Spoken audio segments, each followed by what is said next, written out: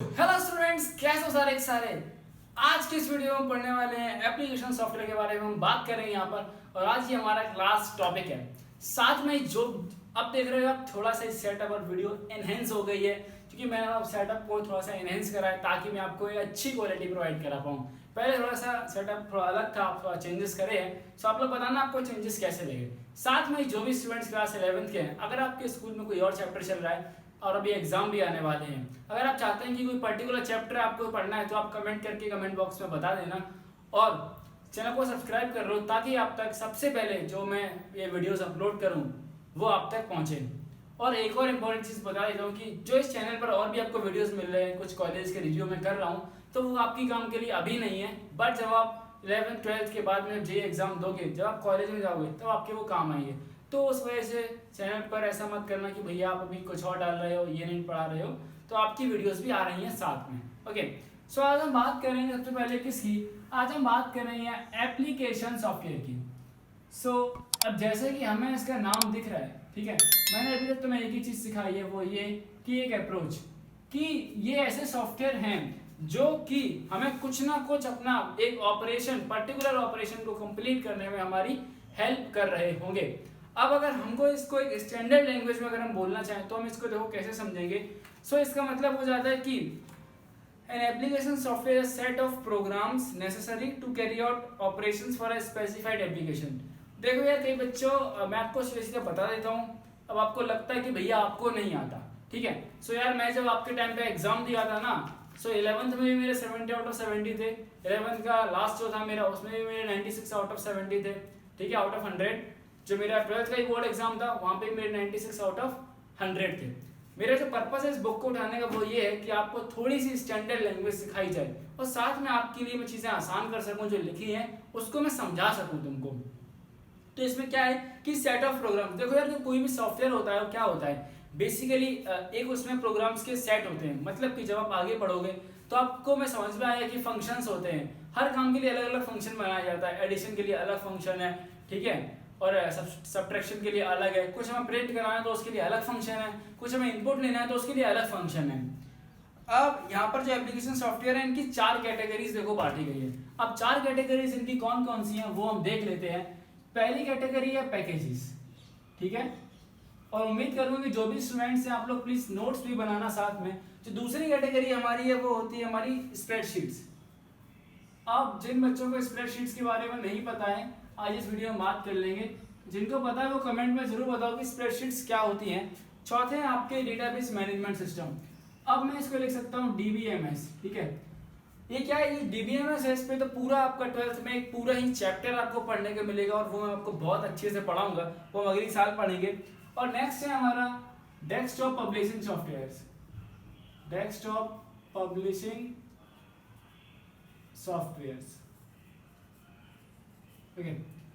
और हमारा एक और सब कैटेगरी में इसको बांटा गया है, वो है हमारे graphics, multimedia and presentation applications, okay. So ये हो गया हमारा ग्राफिक्स, मल्टीमीडिया एंड प्रेजेंटेशन।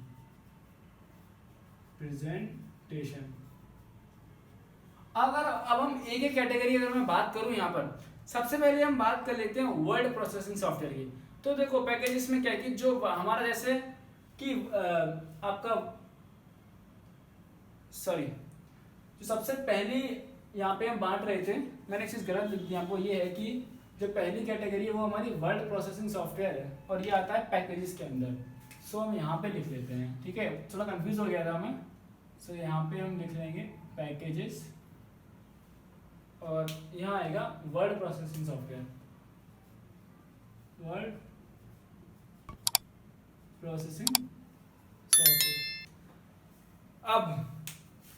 अब एक ऐसा पैकेज जो आपका जो वर्ड प्रोसेसिंग सॉफ्टवेयर है उसको, उसमें अगर हम यूज कर रहे हैं तो उसको हम बोल सकते हैं क्या कि भैया ये हमारा वर्ड प्रोसेसिंग सॉफ्टवेयर है, ठीक है।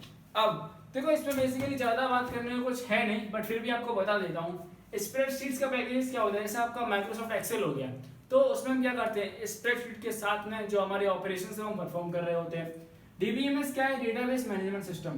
फुल फॉर्म आप लोग याद कर लो, जैसे कि मैंने हमेशा बोला है कि फुल फॉर्म बहुत ज्यादा जरूरी चीज है, ठीक है, तो इसको आप याद कर लो, डेटाबेस मैनेजमेंट सिस्टम, ये हमारा डीबीएमएस का फुल फॉर्म है। इसके ऊपर पूरा एक डेडिकेटेड चैप्टर क्लास 12 में जो कि आपको पढ़ाऊंगा मैं।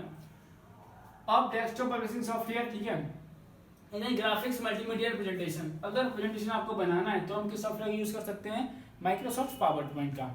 अब आगे हम बात करते हैं यूटिलिटीज के बारे में। ये तो हमारा पैकेजेस की बात हो गई, अब बात करेंगे यूटिलिटीज। यूटिलिटीज का मतलब क्या है कि सॉफ्टवेयर को डिफरेंशिएट करना उनके जो बेसिकली उनके यूज के ऊपर, ठीक है। सो अब देख लेते हैं यहाँ पे किस तरह इनको डिफाइन करा गया है। सो इनको 5 पार्ट्स में डिफाइन करा गया है। सो सबसे पहला है हमारा टेक्स्ट एडिटर। अब यहां से आपको मैं कंप्यूटर की लैंग्वेज को पढ़ना सिखाऊंगा। देखो टेक्स्ट एडिटर, अब हमें क्या समझ में आ रहा है यहाँ से, भैया हमें ये चीज समझ में आ रही है कि कोई ऐसा एडिटर है जिसमें हम टेक्स्ट को एडिट कर सकते हैं। सो बहुत सही। अब इसमें एग्जांपल के लिए हमारे पास वो सारे सॉफ्टवेयर के नेम लिख सकते हैं जिसमें कि हम टेक्स्ट को एडिट कर सकते हैं। सो हमारे पास देखो कौन कौन सा बेसिकली टेक्स्ट एडिटर के लिए हमारे पास नोटपैड हो गया, ओके, नोटपैड, ठीक है। अगर हम नंबर 2 पे बात करें, सो नंबर 2 जो एग्जांपल हमारे पास पड़ जाता है वो है बैकअप यूटिलिटी।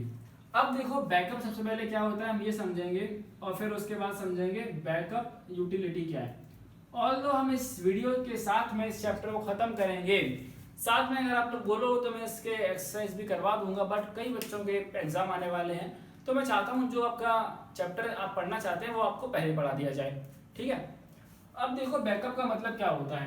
क्या होता है कि बड़ी बड़ी ऑर्गेनाइजेशन में मान लो कि आपका कंप्यूटर चल रहा है, आज आपके कंप्यूटर में कोई ऐसा इशू आ जाता है जिससे कंप्यूटर का डेटा जो है वो हमारा सारा इरेज हो गया, तो मैं क्या करना पड़ेगा, उस डेटा की एक कॉपी हमको रखनी पड़ती है, ठीक है। अब जैसे कि आपने देखा होगा कभी अगर किसी को एप्लीकेशन लिखते हुए गवर्नमेंट काम के जो एप्लीकेशन लिखी जाती है तो उसमें क्या होता है, उसमें हम एक कार्बन पेपर लगा देते हैं और एक एप्लीकेशन होती है जो कि प्रिंट आउट वाली होती है, या फिर मान लो एक ओरिजिनल कॉपी होती है, एक होती है डुप्लीकेट कॉपी।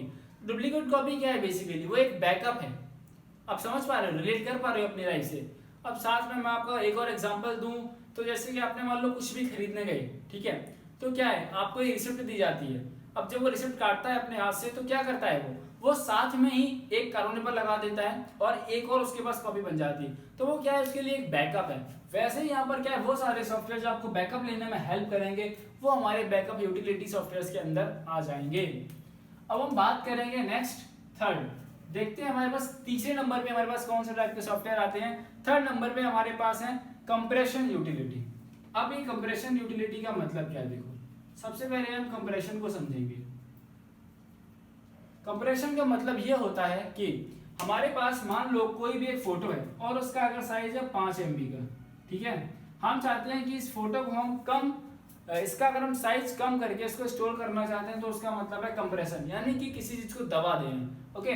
थोड़ी सी क्वालिटी भी कई बार रिड्यूस होती है, कई बार ऐसे सॉफ्टवेयर में जो आपकी क्वालिटी बहुत कम परसेंटेज रिड्यूस करते हैं। सो अगर हम इसको चाहते हैं कि हम 3 MB में इसको कन्वर्ट कर लें, ठीक है, जैसे अगर आपने कोई भी गवर्नमेंट अभी तो नहीं भरा होगा बट आपने कभी सुना हो या किसी वेबसाइट पे गए विजिट करे हो, या फिर कई बार आपने कुछ कहीं इंटरनेट पर कुछ फोटो अपलोड करी है, कुछ भी अपलोड किया हो, डॉक्यूमेंट अपलोड किया हो, तो एक फिक्स साइज दिया रहता है कि आप इसी साइज में डेटा को अपलोड कर सकते हैं।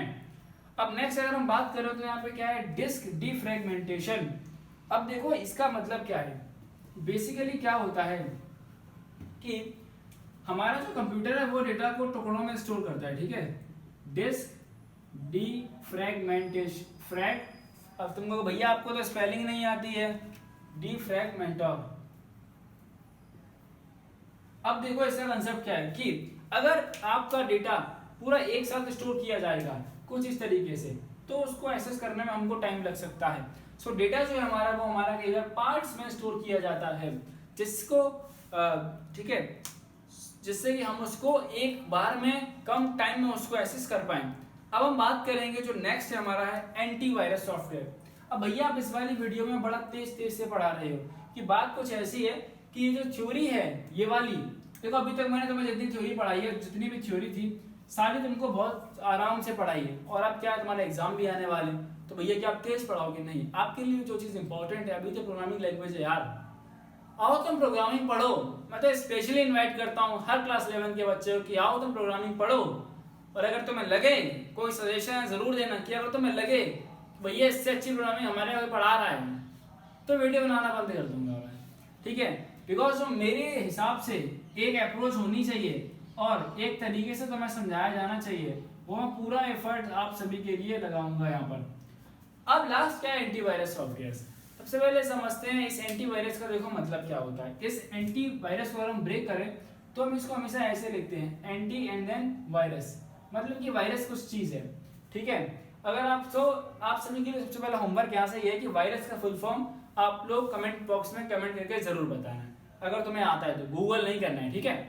अब समझो वायरस क्या होता है। बेसिकली वायरस वो मैलिशियस प्रोग्राम होते हैं जो आपकी कंप्यूटर की फंक्शनिंग को अफेक्ट करते हैं कहीं ना कहीं, ठीक है। सो अब एंटी क्या है, अब एंटीवायरस क्या है, एंटीवायरस वो प्रोग्राम है जो उन वायरस को एंटर होने से रोकेगा बेसिकली, ठीक है। अब ये एंटीवायरस सॉफ्टवेयर क्या है, ये एंटीवायरस सॉफ्टवेयर वही एक सेट ऑफ प्रोग्राम या सेट ऑफ इंस्ट्रक्शंस हैं जो कि आपके कंप्यूटर को हर तरीके से, ठीक है, डिफरेंट टाइप्स ऑफ वायरसेस से आपको प्रोटेक्ट करते हैं, ओके। अब अगर हम बात करें अगले टॉपिक की, तो हमारे पास अगले टॉपिक बच जाता है, देखो आपका चैप्टर खत्म होने वाला है यहाँ से, ठीक है। एक इंपॉर्टेंट सी बता देता हूँ, आपको जब भी चैप्टर को शॉर्ट में रिवाइज करना हो तो आपकी किताब में जो ये आपको दिख रहा है लेटेस्ट रिवाइज दिया हुआ है, इसको पूरा पढ़ लेना, आप शॉर्ट में बड़े अच्छे से रिवाइज कर पाओगे अपने चैप्टर को, ओके भैया। ये तो बात बड़ी अच्छी हो गई। अब यहाँ पर हमने बात करी पैकेजेस की, यूटिलिटीज की, अब हम बात करते हैं कुछ बिजनेस सॉफ्टवेयर्स की, ओके, जो कि हमारा नेक्स्ट टॉपिक है। हम बात कर लेते हैं, थर्ड है हमारा बिजनेस सॉफ्टवेयर। भैया बिजनेस आजकल बड़ा ही क्रेज में चल रहा है, हाँ यार बात आपकी सही है। सो बिजनेस सॉफ्टवेयर, कुछ ऐसे सॉफ्टवेयर होते हैं जिनका कुछ पर्टिकुलर यूज होता है या फिर जिनको बिजनेसेस में स्पेसिफिकली यूज किया जाता है, ठीक है। अब जैसे कुछ कैलकुलेशन के सॉफ्टवेयर होते हैं, अगर आप जैसे आपके अकाउंटिंग जब होती है ना, जैसे इनकम टैक्स वगैरह हो गया या टैक्सेशन निकालना हो गया, कि बहुत सारी चीज़ें होती हैं, तो हम इससे सिर्फ इतना समझेंगे इस टॉपिक से कि वो सॉफ्टवेयर जो बिजनेसेस में यूज होते हैं। यूटिलिटीज का मतलब क्या होता है बेसिकली, कि डिफरेंट यूज के बेसिस पर हमने सॉफ्टवेयर को बांट रखा है, तो बस वो सॉफ्टवेयर जो हमारे बिजनेस में यूज आते हैं वो हमारे क्या हो गए, बिजनेस सॉफ्टवेयर हो गए। अब कौन कौन से यूज में आते हैं, कई बार हमारे अकाउंटिंग में, देखो हर सेक्टर में अलग अलग यूज है, बैंकिंग में आपका यूज है, अकाउंटिंग में आपका यूज है, हॉस्पिटल में आपका यूज है, ठीक है। अब इस वीडियो की सबसे इंपॉर्टेंट टॉपिक है जो है वो है सॉफ्टवेयर लाइब्रेरीज। अब तुमको ये यहाँ से समझना है, ठीक है, कि सॉफ्टवेयर लाइब्रेरी जो बेसिकली होता क्या है, ओके। तो इसको बिगाड़ दिया जाए जल्दी से, हाँ बिगड़ गया, चलो। सॉफ्टवेयर लाइब्रेरीज बेसिकली देखो ये लाइब्रेरी क्या होती है, पहले मैं आपको वो समझा देता हूँ। अच्छा एक बात बताओ, आपकी जो स्कूल में आपने देखा होगा कि आपके स्कूल में एक लाइब्रेरी है, हाँ भैया मेरे स्कूल में लाइब्रेरी है, तो लाइब्रेरी में क्या होता है भैया, मेरे स्कूल की जो लाइब्रेरी है उसके अंदर मैं जिस टॉपिक पर चाहूँ या जिस क्लास की चाहूँ, जिस सब्जेक्ट की चाहूँ, मुझे बुक मिल जाएगी। अगर तुम्हें इतना सा कंसेप्ट क्लियर हो गया है सब्जेक्ट एक लाइब्रेरी के बारे में, अगर तुम्हें लाइब्रेरी के बारे में कंसेप्ट क्लियर है तो तुम्हें ये समझ में आ जाएगा क्या है कि अब जैसे आपके वो स्कूल की लाइब्रेरी थी ना, ठीक है, तो आप लिख के कंसेप्ट समझा जाए। और स्कूल की लाइब्रेरी में क्या था कि डिफरेंट पर्पस की डिफरेंट पर्पस में भी देखो, हर एक पर्पस के लिए एक किताब अवेलेबल है, का एटलीस्ट एक किताब है, या कह सकता हूं मैं हर पर्पस के लिए किताब अवेलेबल है। सो यहाँ पर क्या ये लाइब्रेरी क्या है, बेसिकली हर एक पर्पस के लिए इस लाइब्रेरी के अंदर हमारे पास फंक्शंस अवेलेबल होते हैं। क्या अवेलेबल होते हैं, फंक्शंस। अब भैया फंक्शंस क्या होता है, functions basically a set of program होता है, ठीक है, अ सेट ऑफ इंस्ट्रक्शंस बोलूंगा मैं इसको। क्या तुम्हें इतनी सी बात क्लियर है, हाँ भैया इतनी बात क्लियर है। देखो अभी तुम्हें इतना ही समझना है सिर्फ, ठीक है, ये मैं तुम्हें आगे पढ़ाऊंगा, अभी जब आपको पाइथन चला के दिखाऊंगा तब मैं बहुत अच्छे से तुम्हें समझाऊंगा कि इसका मतलब क्या है। अब यहाँ पे देखो आपके यहाँ तीन आपको दी गई है, वो कौन कौन सी लाइब्रेरी है, पहली आपकी नमपाई, ठीक है, नमपाई, दूसरी आपकी साइपाई। अब साइपाई को हम बोलते हैं साइंटिफिक पाइथन। देखो इसमें हमारे पास न्यूमेरिकल पाइथन नहीं है, ओके, साइफाई है हमारी साइंटिफिक पाइथन, और तीसरी जो हमारे पास है वो है पांडा लाइब्रेरी।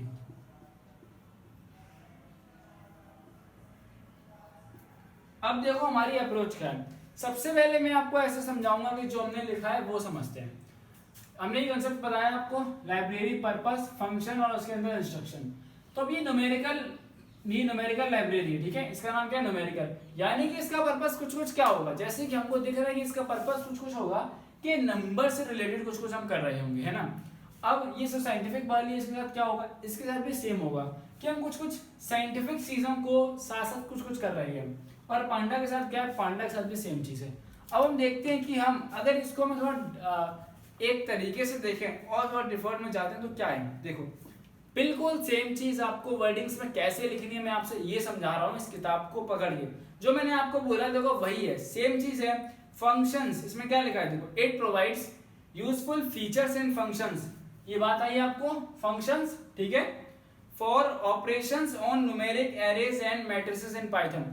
देखो फॉर क्या है? ऑपरेशंस इन, बात को समझो, operations on numeric arrays and matrices. अब देखो एरे और मैट्रिसेस क्या होता है? एरे और मैट्रिसेस बेसिकली न्यूमेरिक से रिलेटेड ही हैं। और जो बात है यहाँ पे ऑपरेशंस की, तो मैंने आपको एक चीज बताई थी कि जो लाइब्रेरी है इसका काम क्या है, कहीं ना कहीं ऑपरेशन करने के काम में ही आएगी है, ठीक है। और दूसरी बात समझो, साइपाई क्या है? SciPy module contains for linear algebra, optimisation, integration and statistics. ये सारा साइंटिफिक यूज के लिए होता है, ठीक है। तीसरी चीज है हमारी पांडा लाइब्रेरी। पांडा लाइब्रेरी क्या है कि it's a Python package designed to do work with labelled and relational data. It is quick and easy implementation and aggregation visualisation. So basically ये कुछ हमारा डेटाबेस से रिलेटेड हमारी ये लाइब्रेरी है पांडा, ओके। बस आज की इस वीडियो में हम समाप्त कर रहे हैं इस चैप्टर को, और अगला चैप्टर कौन सा शुरू करना है वो आप लोग बताओगे कमेंट सेक्शन में करके। और उसके बाद में अगर तुम्हारे स्कूल में कोई और चैप्टर चल रहा है या तुम्हारा एग्जाम आने वाला है अभी 10 से 15 दिन के अंदर, तो प्लीज आप लोग बता देना। आप जो चैप्टर बोलोगे वो मैं यहाँ पर कवर करा दूंगा। साथ में आप लोगों को करना है, चैनल को सब्सक्राइब करना है ताकि आप तक मेरा नेक्स्ट वीडियो इस क्लास 11 से रिलेटेड सबसे पहले पहुंचे।